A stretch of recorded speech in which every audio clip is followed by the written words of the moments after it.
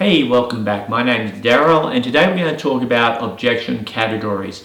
You'll learn that there's only 3 categories of objections you have to understand. Once you do understand that, it'll make the process much simpler to handle an objection. And remember, an objection is simply indecision wanting assurance. So let's jump straight in. Objection category number 1 we call a programmed objection. It happens without the client even thinking about it. Kind of when you're shopping and you walk into a shop and salesperson says, "Can I help you?" You say, "No, I'm just looking." Exactly the same scenario with a buyer or with a seller. It could be with a buyer coming into an open house and they just say, "Hey, we're just looking, we're not ready to buy yet." Could be with a seller sitting down at the table, starting to do your presentation, and they say, "Oh, by the way, we're not signing anything tonight." It's just a safety mechanism to keep you at bay. Your job as a salesperson is just to ignore those types of objections. Just throw them away, they don't mean anything. The buyer and seller is just saying that without actually thinking. Second category is what we call requests for information. These tend to happen a little further along. So you're engaging with the buyer and seller and they're starting to want more assurance. So they're starting to ask more questions and wanting more information. And again, back to our original example, you're out shopping, salesperson starts to help you, it's a pair of jeans, and you might ask, do the jeans shrink in the wash? You need that information to move forward. With a buyer, it could be simply asking question, what's the school district? How far from local transport? How far from the shops? With a seller, it could be questions like, how large is your office?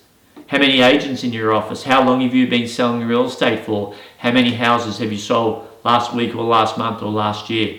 Requests for information so you can move forward in the process.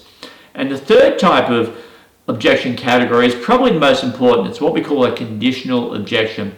If you can't overcome this condition, you won't move forward in the process to the point of signing a contract, whether it be with a buyer or with a seller.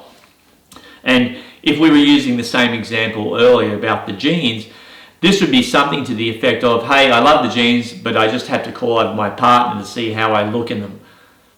Get the idea?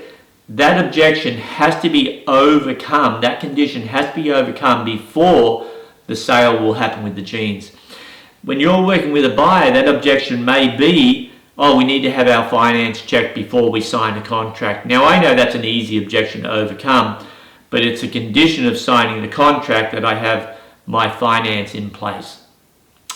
With the seller, it could be something like you get to the point of almost signing up the listing, and they then might say, hey, by the way, can you tell us what your commission is? The agent down the street only charges X%.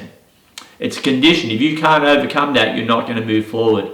It might be something like, oh, we just need to think about it now. That's a real common one. That's a conditional objection in that if you can't overcome the fact they need to think about it, you won't move forward. And the truth is they don't need to think about it. It's an objection that's thrown out there because you're getting close to asking for the business, or you did ask for the business, and they've got to throw up something that if that condition isn't handled, you can't move forward. And buyers and sellers have been to buyer and seller school. They know what to say to stop agents that don't know how to move through this process. So they're the 3 categories. In a later video, we'll talk about how you can actually handle these objections. But right now, understand 3 objections. First one is programmed, happens without thinking, and happens at the start of the process. Request for information. The second one happens during the process, and it's assurance is needed in that circumstance from the buyer or from the seller. And the third objection, which is the real ones, which are conditional, which if you can't meet, overcome, handle that objection, you will not move forward in the process to the point of signing a contract with a buyer or signing a listing with a seller. So that's it. Don't forget to like and subscribe, and look for me next time.